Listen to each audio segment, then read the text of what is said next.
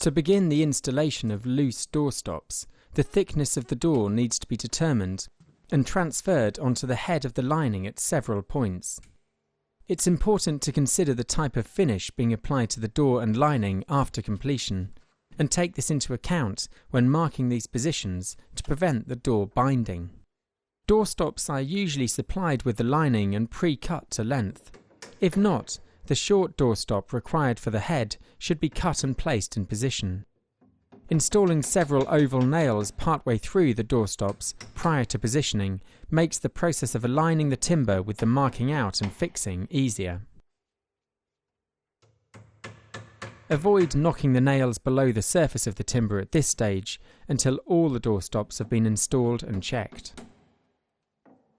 Close the door into the lining to ensure that there's adequate clearance between the face of the door and the edge of the stop.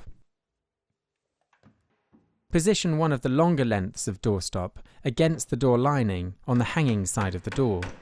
Begin fixing the door stop at the top and work towards the bottom of the lining whilst continually checking and securing the stops with oval nails on the way down.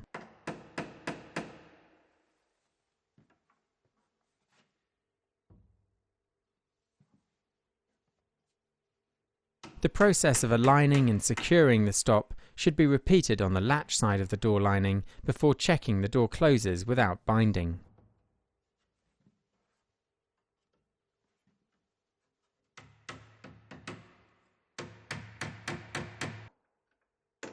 Finally, knock the heads of the nails below the surface of the timber with a nail punch to complete the installation of the door stops.